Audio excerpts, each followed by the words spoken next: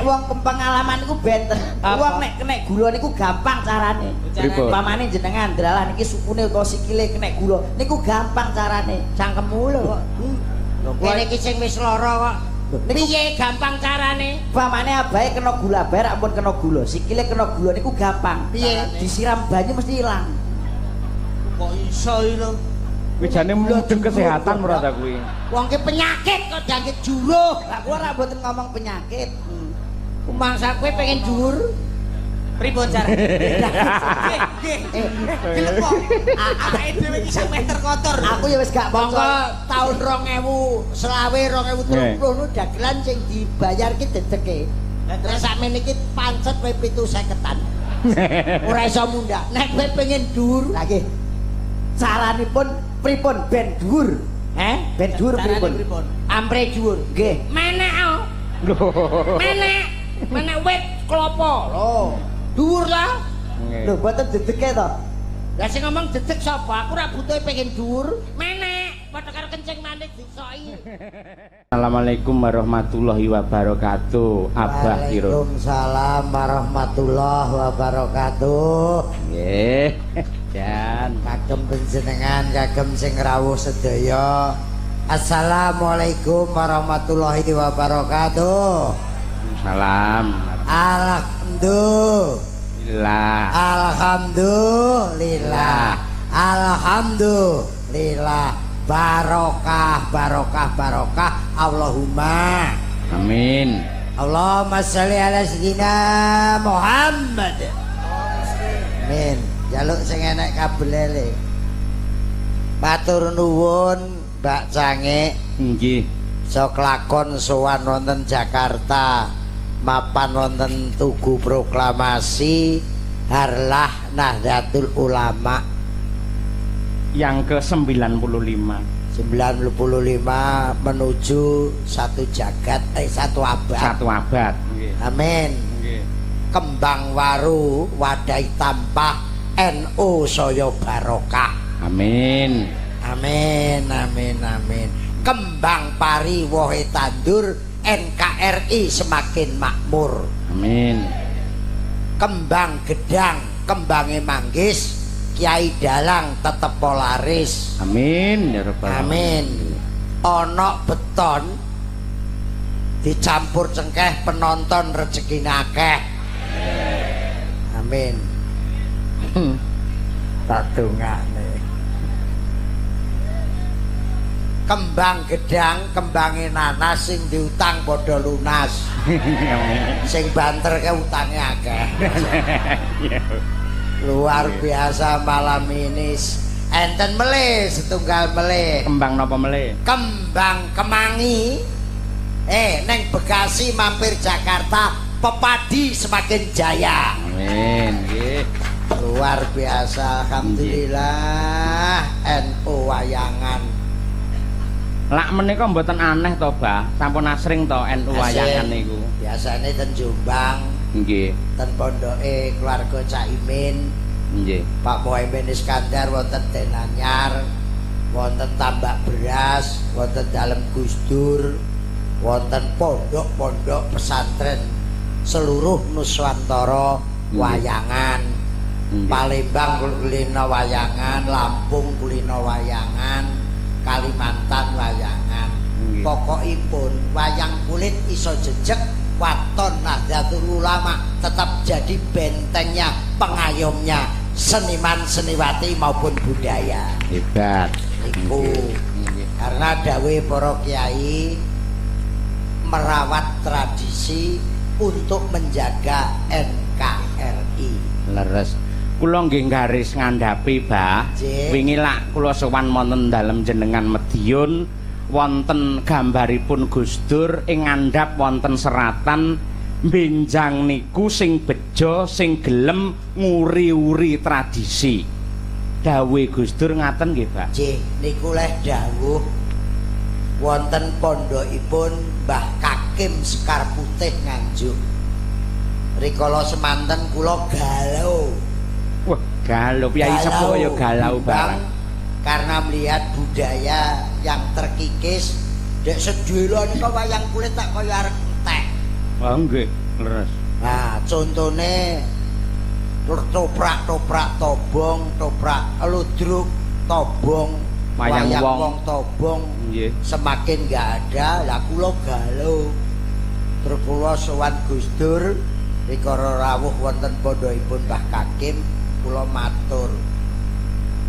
Tiang tradisi, tiang sing tresnani tradisi niku napa badhe kelangan ya kelangan budayane, kelangan rezekine. Kula didhawuhi Gus Dur kathah sanget, terutama satu ingkang dados pusaka kula. Mergi niki ditandaske kaliyan Yai Abdurrahman Wahid. Sampean anu Mas Kirun, mboten sabingung. Benjang niku sing bejo, kula bali. Benjang niku sing bejo, sing gelem-gelem nguri, sing gelem nguri-nguri tradisi. Oh niku. Gawe Gus Dur nggih. Nggih, benjang sing bejo sing gelem nguri-nguri tradisi. Kula engkel. Wong kula ora tau ndang gak ngengkel nek kali Gus Dur. Buktine dagelan yo bosok kabeh enek sing tanggapan kok. Liyane lah kok Gus Dur sampean delok tradisi niku pun delok dagelan tok, pun delok wayang kulit tok, pun delok tontonan.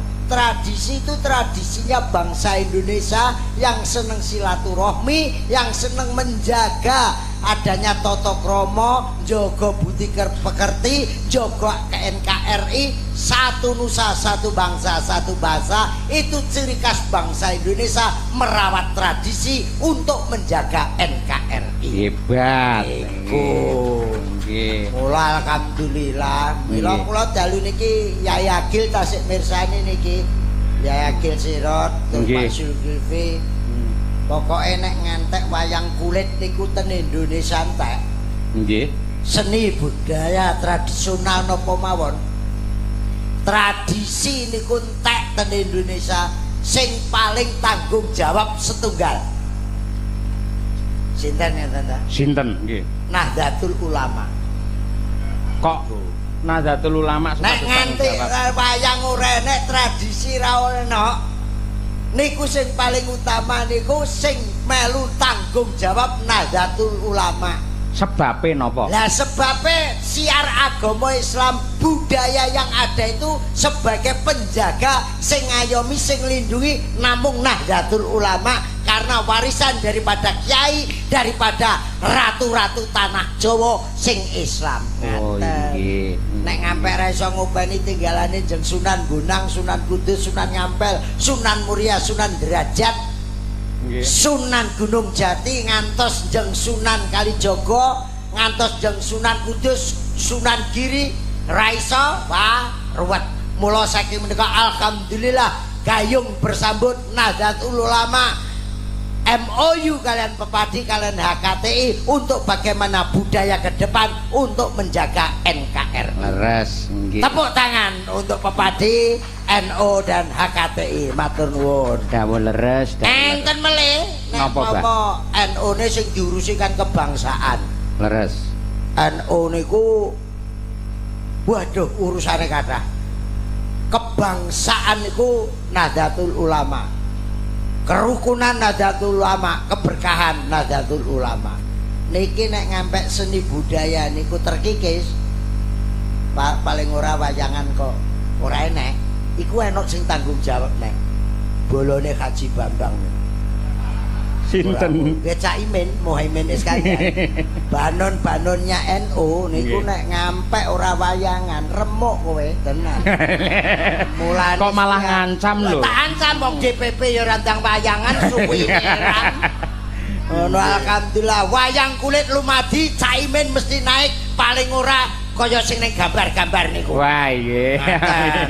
Mas Bambang tolong tindak lanjuti ya. Nek perlu bengi iki langsung panjer.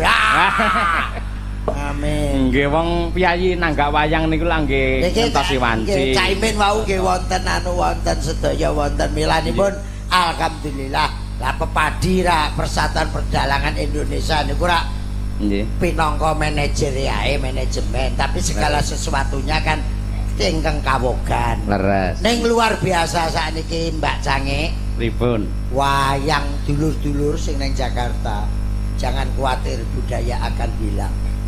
malam ini aja ada 60 tempat orang wayangan. Dalang kabeh pewayu. Dagelan ngampe entek. Tumo tanggapan sedanten. Mila saking menika, mula nek enten wartawan, mboten wartawan, ana oknum-oknum sing ngendika, saya pengen sekali mengangkat wayang. Saya pengen sekali mengangkat ludruk, mengangkat ketoprak, mengangkat budaya. Apa ora kualat cangkeme kuwi?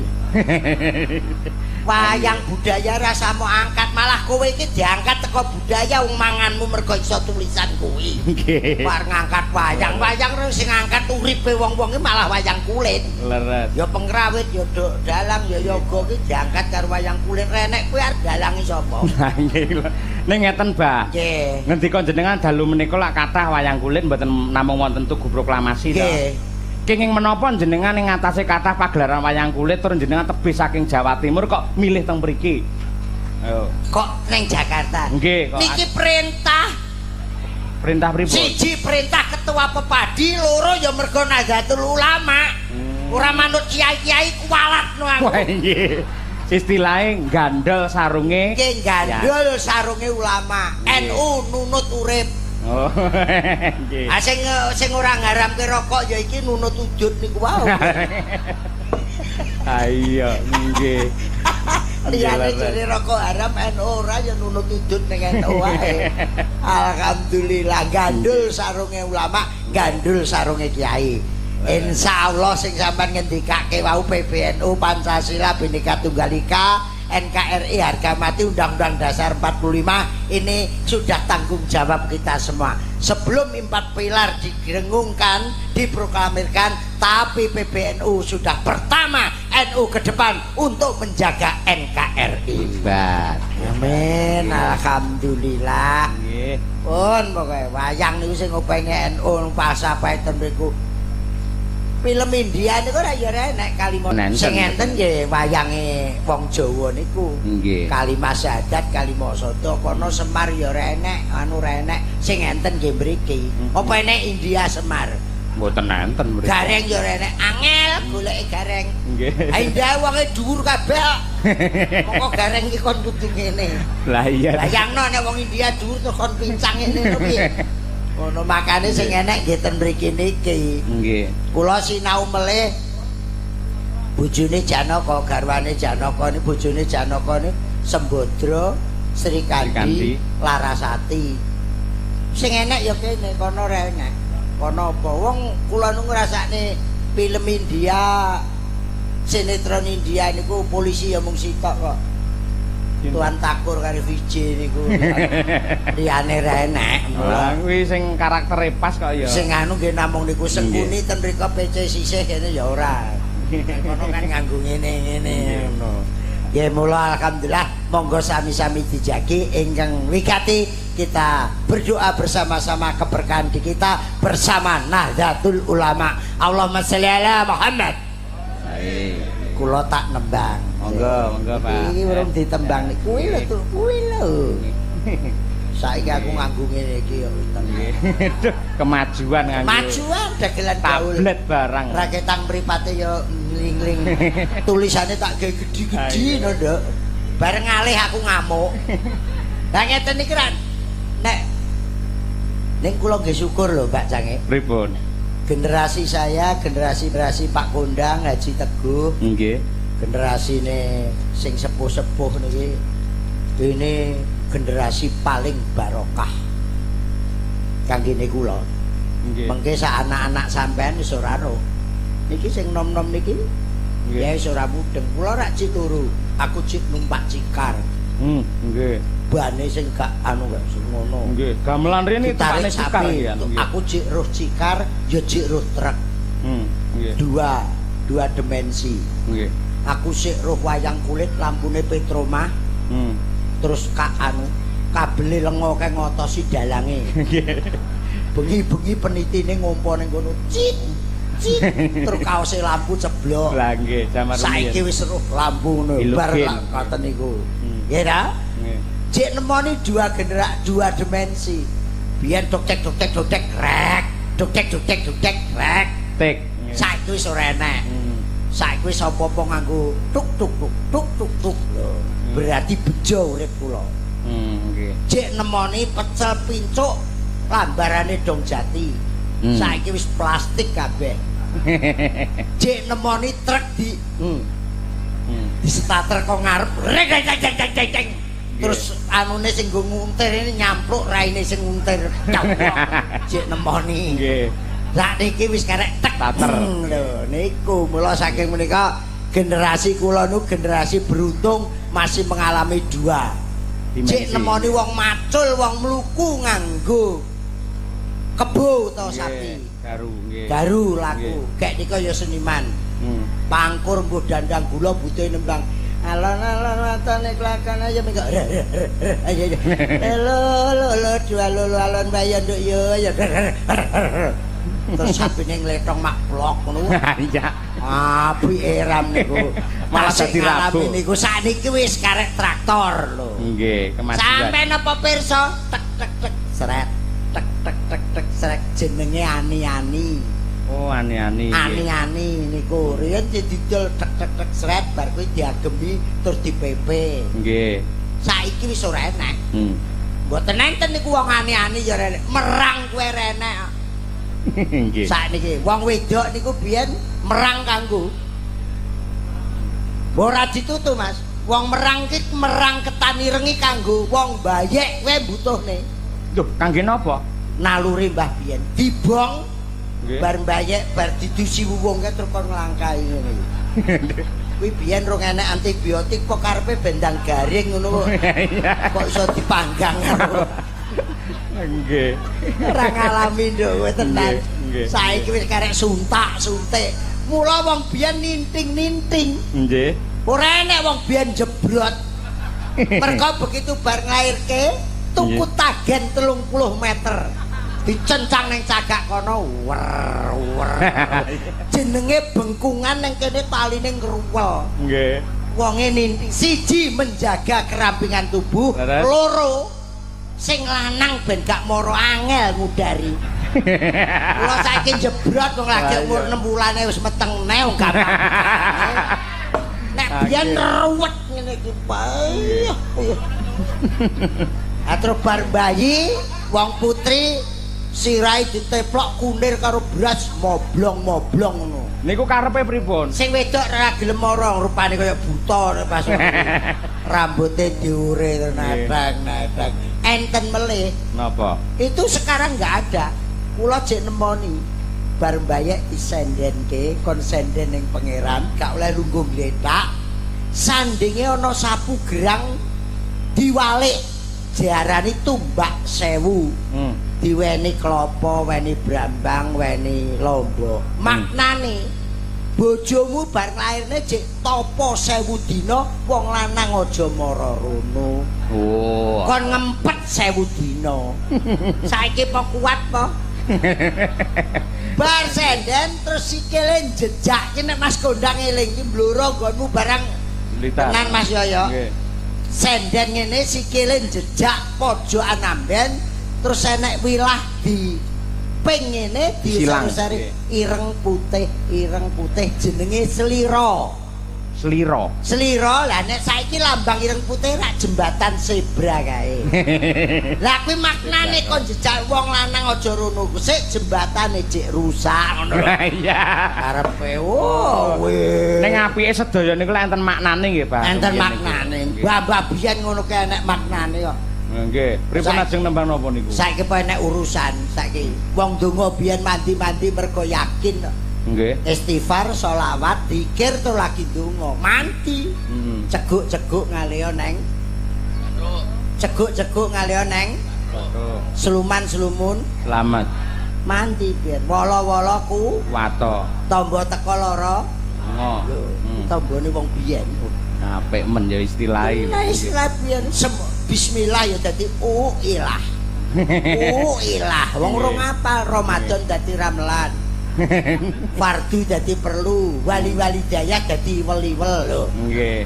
Biyen niku butuhe ndonga mandi yakin, ceguk-ceguk ngalih ning bathuk lho. Kloso dicuwil mak tik ceguk-ceguk mari.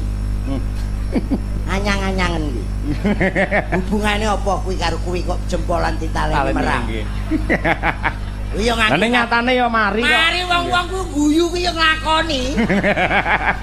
Lho jempolan ditaleni merang lho kene kok ya mampet. Lho kuwi nek kanggone wong lanang, sugestine jempolan ditaleni rak karepe naleni kuwi. Ben mampet. Lho ngono wong wedok melok naleni. Lah hubungane napa? Lah hubungane apa to sing ditaleni apane? Iya. Ngono ya mari ya. Nggih. Songo Mas, tulung Mas. Slindro songo. Nggih. Sing ketok ora mripate iki. Sholawate sareng nggih, sholawat badar. Sholat alon-alon ngrangin mawon sholatullah salamullah ala toha rasulillah sholatullah salamullah ala yasin habibillah tawasana bismillah wabil hadi rasulillah wa khulimut hidilillah bi alimat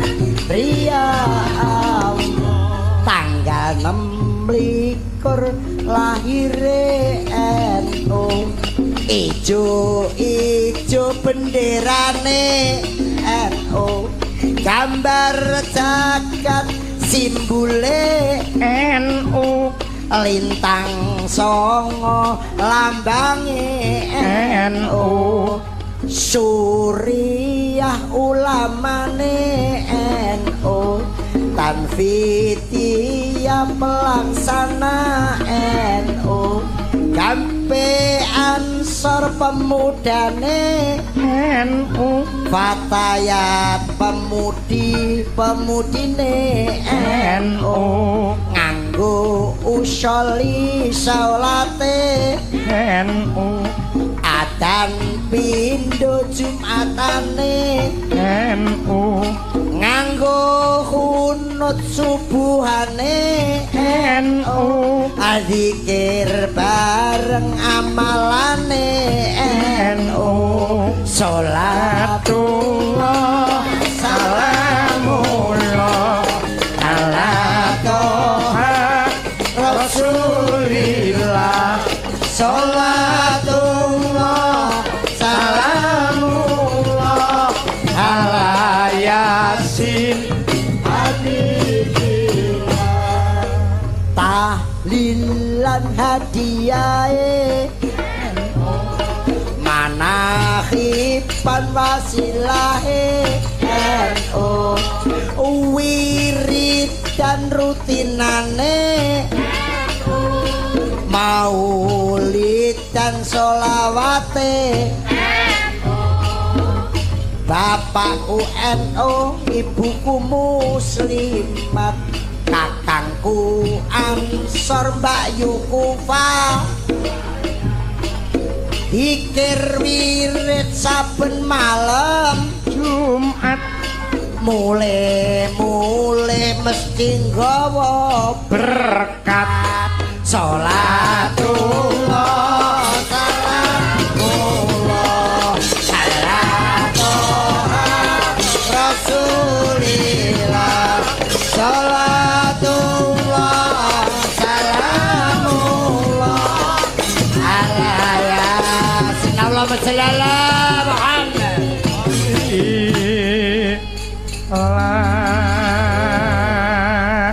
Bongkarlah NU kula wis ora disuwi lali ya. Nggih ta. Jane sumben nek mayang neh. Ku nek nang DPPPKB. Pripun? Pokoke harlah PKB ngarep dalange kono sing instruksikan aku.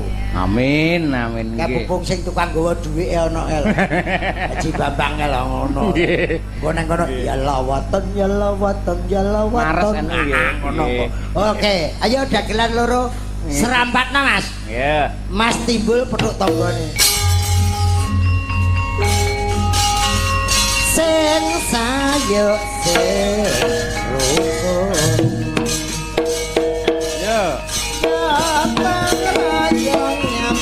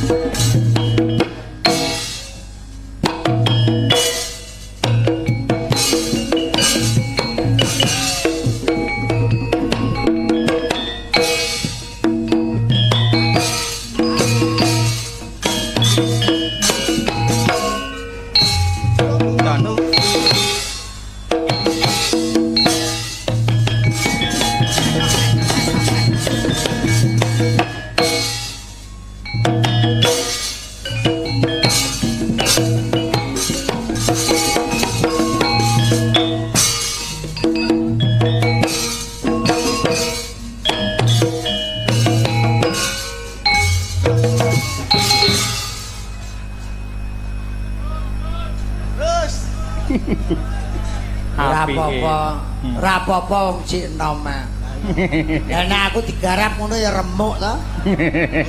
Tur dagelane nek Cik Nom ngene iki nek pengen ndang kondang iku kudu apa ae dinyangi. Oh ngerti, Pak. Ya Kok iso? nyuwun pirsa Mbak Cangik ikhlas. Mayang nggone kanca dhewe budal. Terus nang gone bolo-bolo budal. Nggo Agustusan budal. Buahe saiki dadi dalang kondang, dalang laris. Amin. Dados napa mawon iki kuncine wong seniman iki kedah ikhlas. Aku nek nyonton bolo-bolo ki Pak Teguh Mas Kondang aja saiki no. Pripun? Biyen rekasane no. Kombluro merantau ning Jakarta. Maune ya ora dipopo, saiki dadi sukses wayang apik apa-apa apik. Mas apa ki Teguh kok belitang Palembang. Ning Jakarta ra piye-piye. Lah kowe pupung ngene iki engko teko kene ngrekoso sik. Rasa njaluk bayar. Gelem apa nek kowe? Ya mesakne to, Bah. Ora njaluk bayar iki nang omah terus mangan apa ngoten lho. Sego to, mosok bojomu arep pakan suket. Nggih, nyuwun sewu abahe. Pripun? Perkara panjenenganipun Pak Kondang niki sukses. Ning Jakarta merantau apa-apa duwe niki sukses mergo doane seorang ibu yang terbaik. Benten nek kalih kula Maju. Lah nek kowe kenapa? Aku iki merantau ning Kalimantan. Nyuwun sewu Mbak Cang. Monggo, Pak monggo. Limbuk, kula merantau ning Kalimantan 3 tahun gagal kula. Ning Lampung 2 tahun gagal. Ora kerja kowe. Mboten lah perkara dongane mbok kok. Lho doa ibu iku. Ora, ibumu le ndongane sampean piye? Jabahi lho. Dongane kula ngeten Mbak Cangik. Nalika arep budal kula rak pamit dharma bektine anak kalih simbok niki kedah wonten. Kula nggih pamit kali Ibu. Bu, kula badhe budal merantau riyen teng ngene Jakarta. Ibu nyauri, "Bu ndonga piye?" Ya le tak dongakno muga-muga ora ana apa-apa. Dadi kula gak entuk gawean. Ngene lho. Ibumu ki ngendika ora ana apa-apa tegese ning Kalimantan ki ora ana alangan ngono lho, lancar ngono Ana lho. mboten diparingi ora ana alangan ya gak ana apa-apa mulih adol pedet kula. Iya. Iki dadi ngene lho, iki aja ngece seorang ibu. Ibu surga ada di telapak kaki ibu. Omonganmu ya ora penak. Cah cilik-cilik omongane kok apik ya. Pokoknya awake dhewe iki kudu apik somben gek grup dhewe ya. Sampai Ayo. Aku iki tahun 95 96 ndek dagelan ya cilik-cilik. Nggih. Mastur Ginanjar 4 sekawan karo Rudi Sipit. Lah kok ki mengaku budal ning Bandara Solo iki caloro iki padha ngangkluktan. Anak emper-emper kaya guru PAUD. kayak momong putune abae. Iya. Kaya ngomong putih. Nggih sinten malih sing didereke yen mboten abahe sing dijaluki tulung para seniman iki teng Jawa niki nek mboten abahe mboten wonten. Panjenengan termasuk seniman sing wis senior, Heeh, sing wong pun sepuh. Neng Pepadi abahe ya penasihat kok. Oke. Padahal aku nasihati awakku dhewe bingung. Karo Mas Kondang dilebokne ning Dewan Penasihat. Ya. Sing arep tak tuturi sapa nuturi kelenteng tok kae wae. Nek dalam sitok kok ngejak 41. Yo Lah, iya. abahe teng Pepadi dados napa Dewan Penasihat, Dewan Sehat. Lah wong abahin mawon mboten sehat lho kok. Lho kok iso gak kupingmu sehat? bosok. Penasehat kok dihubungine karo kencing manis. Abahe dhewe mboten sehat. Dewan sehat. Wong ora sehat belas lho iki. Ora sehat ora apa-apa to, Le, penting urip. Urip niku yen ora sehat ya ora suwe lho, Pak. Piye? Urip niku yen mboten sehat racake mboten suwe. Mila kudu sehat. Jerene sapa? Aku cik dawa kok nglayang kemati aku ilang kok. Dadi ati celukno silang layange ora enak. Kowe aja ngedek-ngedeki lho lang dalan. Dagelan tuwek karek aku tok lho. Mboten tegese kedah menjaga kesehatan ngoten lho, Pak. Lah jaga piye nek wis kenek? Ya karek ngene bolak-balik entuk obat ora tau mandi kok. Lah kok saged? Mas Anom ngwehi obat aku gampang Mas. Pripun babulane Mas Anom? Mas Anom ra ya kencing manis. Nggih, Pak Anom. Kula nemen nek Mas gadan kula 300. Hah?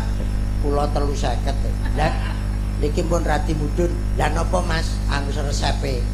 Duduh klapa tuwek benisuk. Mas Anom. Sarene sing ngendika Mas Anom ya tak gugu to. Lekku, mbok deku, suku ponakan jangkring pasar tak kon golek duduh klapa banyu tuwek. Seminggu aku benesuk ngombe awan sore gak mudhun belas. Efek sampingipun petuk Mas Anom. Pripun? Pun mandhap Mas Kirun. Dereng niku Mas. Lah penjenan aku ya ora mudhun ya mung pesing tok. Wong arep kejak pesing ae golek bolo. Pesing iku mayane Mas Anom karo aku ya mung pengen mesing ning uyuh tok. Iku jenenge wong mboten pengalaman. Lho kok iso? Nek wong pengalaman iku benten. Wong nek kenek gula niku gampang carane. Pamane jenengan dalah niki sukune utawa sikile kenek gula niku gampang carane. Cangkemmu lho kok. Kene iki sing wis lara kok. Piye gampang carane? Pamane abahe kena gula bae rak pun kena gula. Sikile kena gula niku gampang. Piye? Disiram banyu mesti ilang. Kok iso lho? Kuwi jane mudeng kesehatan ora ta kuwi. Wong ki penyakit kok jangkit juruh. Lah kula ora mboten ngomong penyakit. Mangsa kowe pengen dhuwur. Pripun cara? Gelem kok. Awake dhewe iki sak meter kotor. Aku ya wis gak Monggo percaya. tahun 2020 nu dagelan sing dibayar ki dedeke. Lah sakmene iki pancet kowe 750-an. Ora iso mundak. Nek kowe pengen dhuwur, Lah nggih. Caranipun pripun ben dhuwur? Ben dhuwur pripun? Ampre dhuwur. Nggih. Menek oh. Menek wit klapa. Lho, dhuwur lah. Lho mboten dedeke to.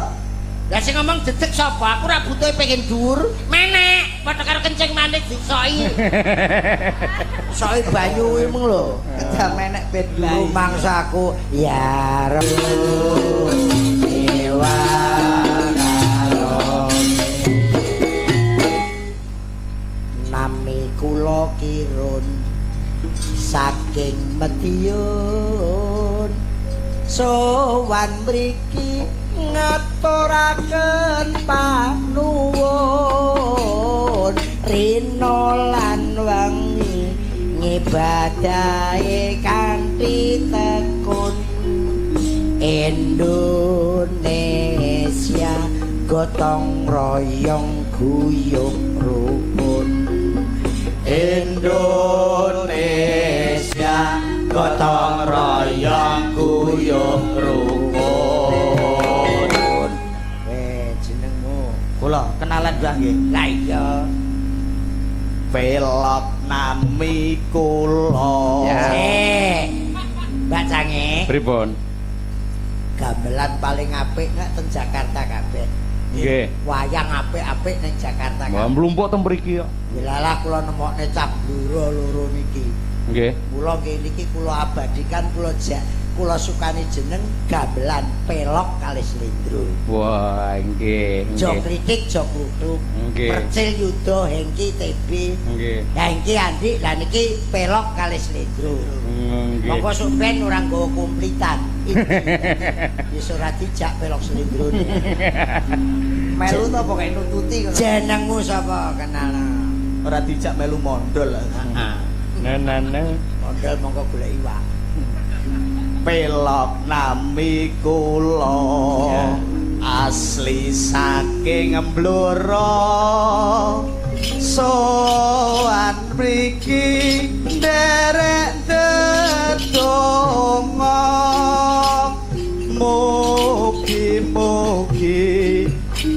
panjenengan sedaya dipun paringi selamat panjang yuswa, dipun paringi selamat panjang yuswa.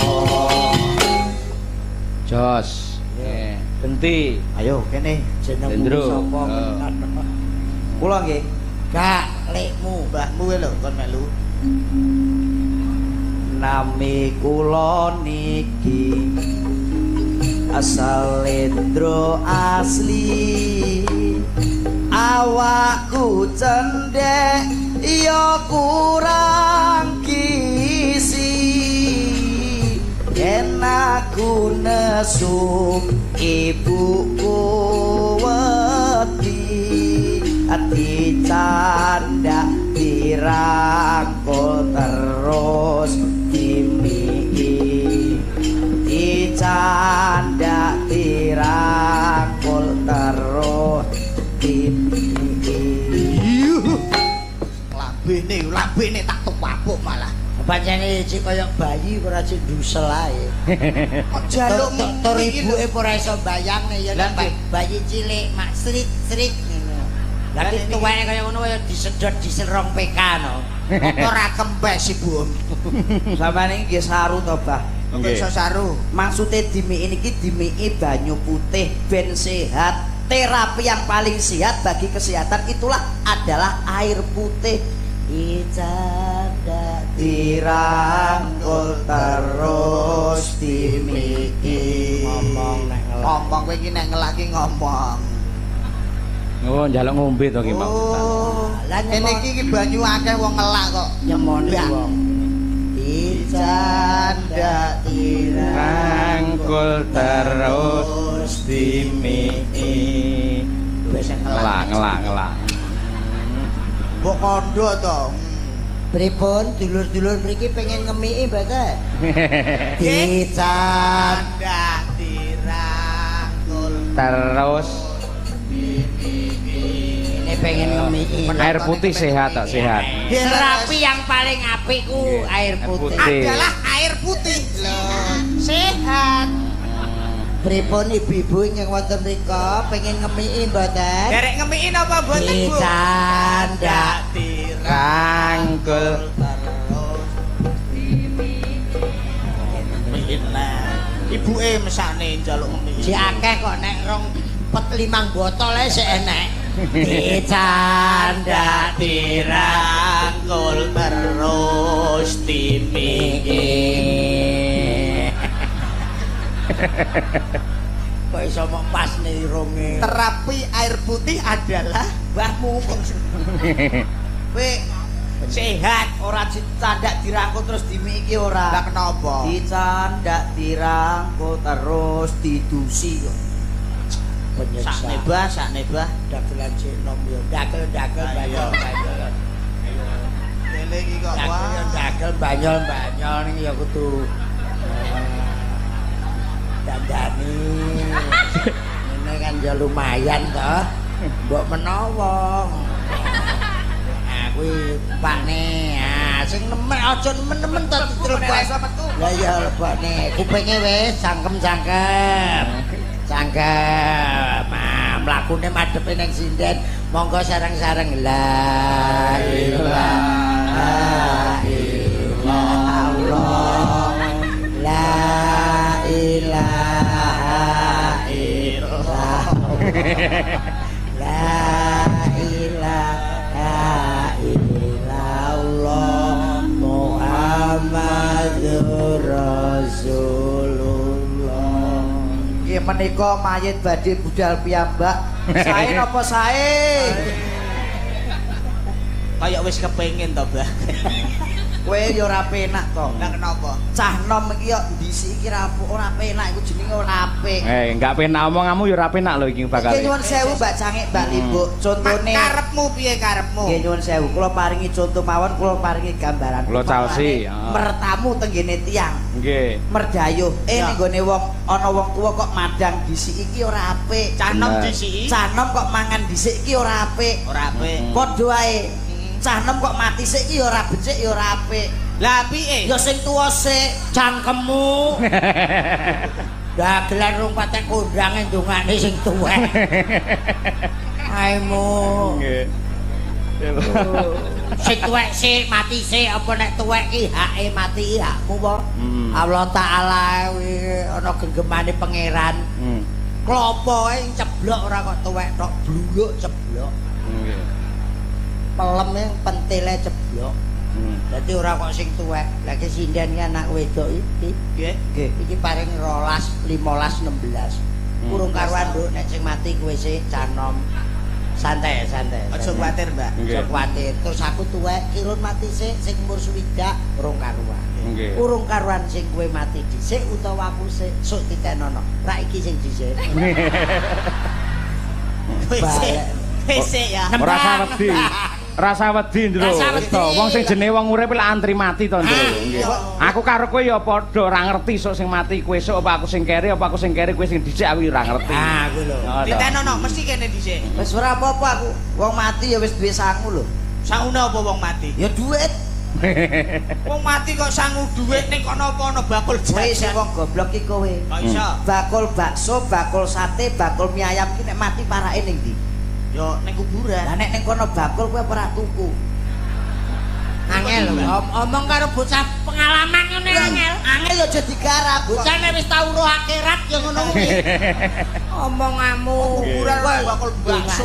Nggih. Anu sing tuwek sik ya pati iki urusane menungso ya Le. Nggih, leres. Upama aku mati aku ya tradisine NU, amalan NU nggonan.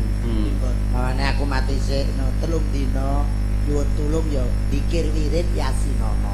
Oh nggih, mesti niku Kak, mesti. Ya ketang pulurane jenang popono gawekno. Kok 7 dina aku ya yasinono. Nggih nggih, Ya pun. wirid Terus? tahlilno. Nggih kula tahlil nggih pokok. Nek 40 rasandro. Kula tahlilne. Lah kenging napa? Nusulo. Saes. Malah sing ora. Mriko sepelane pun kathah. Coba enten Pak Kulik, Sandirono teng mriko pun enten. Kono golekne cah nom. Kene sing tuwek wis akeh sing nom kok urung. Nggih. Nek kula ampun niteni, Pak. Apa? Upamae abae pun kabundut, kula ndelahan usul abae. Ning mesti pelok gak mungkin taksiah. Ya, Wis apa? mesti tak jamin gak taksiah. Hus. Kewajibane wong muslim nek sing kesirpane nek ning nandang dukita kabeh melok bela sungkawa. Layat Taksiah tetep kok slendro ora taksiah anu pelok rasa taksiah. Mboten taksiah. Lah nyapa? Lah kene melu mati ya. Malah rombongan. Nembang. Mila ngeten, Mbah, nalika kula badhe sowan wonten ing mriki, kula kalih kanca-kanca menika latihan wonten ing griya. Nggarap pinten-pinten lelagon ingkang religi ingkang badhe kula aturaken niki mangke nenggih lelagon eman-eman ing atase wong sugih, wong melarat, wong ayu, wong ganteng kok ora sembayang. Nggih. Menika karyanipun Bapak Waloyo, dosen isi Surakarta jurusan Karawitan. Supados dipun garap kalian kanca-kanca. Nggih. Mantap barokah. Nggih, bawanipun kula nyuwun dhumateng Bu Sukesi Rahayu sarjana seni, magister seni, dosen pedalangan isi Surakarta. Nah, menika nggih. Ende murid kinasih. Pinten namine? Mahasiswa anake klendeng jenenge Putut. Mangga Bu Kesi.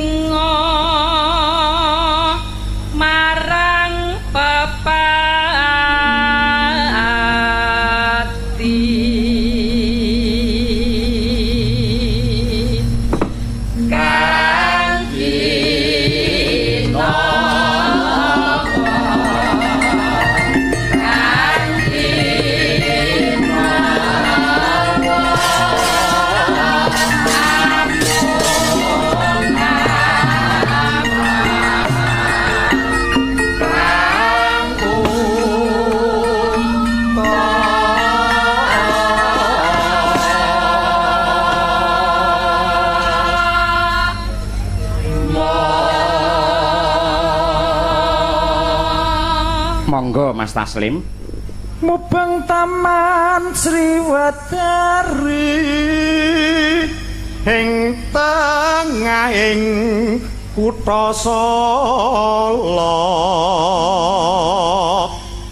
Eman-eman yen katekan pati durung sangu amal kang utama.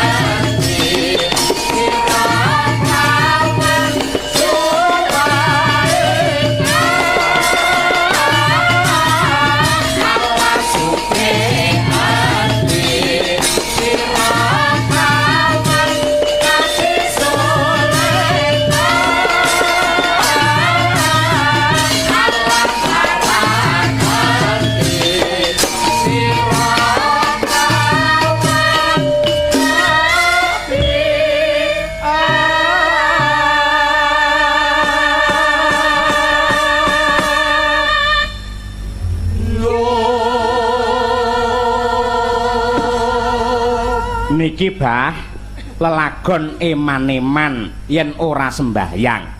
Ya senadyan to kaya ngopo dalam suka dan duka kewajiban wong muslim kudu tetep dilakoni. Leres. Pas sugih ya salat, pas melarat ya salat.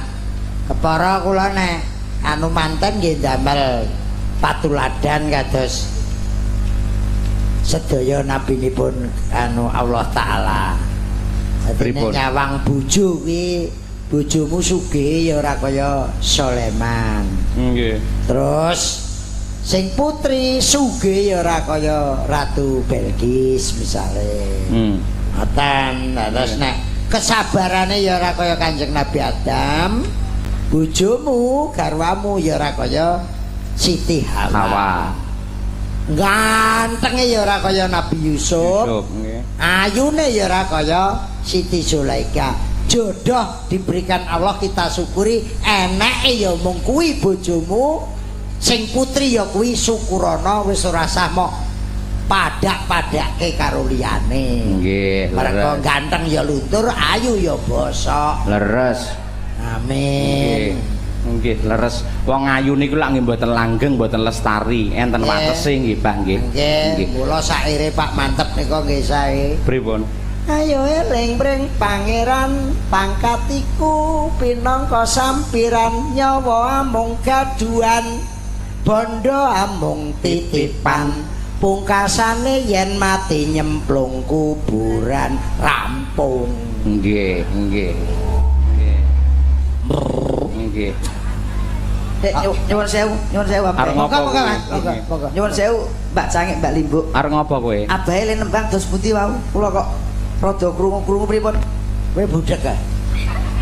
Cik nom wis bosok, mbok dirah betone.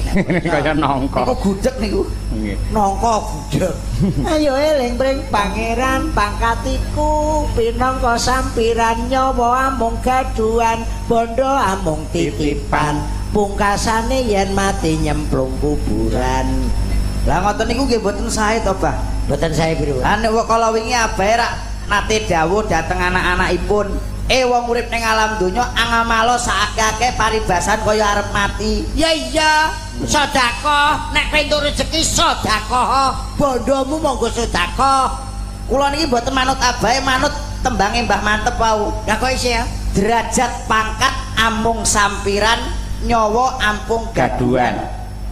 Bondo donya amung titipan. Bener. Lah nek kowe ra sedekah, bondo donya niki rak titipane Gusti Allah taala. Lah kok nek tak amal-amalne delalah Gusti Allah nakokne bondoku, piye ayo?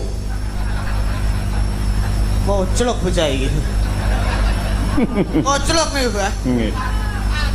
bondo ki mung titipan, bondo donya titipane Allah taala dititipne ning awakmu. Kok awakmu ora sedekah? Ora sedekah mboten. Lah kok iso? Lah mergo bondo donya iki titipane Allah taala. Kok dalah Allah taala dek nakono, "Hendro titipanku kae ndi?" Lah kula nyawuri pripun? Angel omong karo kowe. Ayo iki bondo ki titipane Allah ku nggo sedekah nek Allah takon, "Bondoku sing tak titipne kowe ki nang ndi, Ndro?" Nggih. Lho, kula anut tembangin Mbah Mantep mboten ngamal kula mboten sedekah. Rasa sedekah li wong titipane Allah. Sok jupuke malah ora bondo kabeh. Napa? Sak ndas-ndasmu. Wong kok maknani Ya, tutur titipan kok Yen dititipi bondo karo Gusti Allah, justru kuwi gunakno, kuwi kanggo amal sing saleh, sedekah. Oh, ngoten nggih. Kula nggih elek-elek nggih anu kok Bah.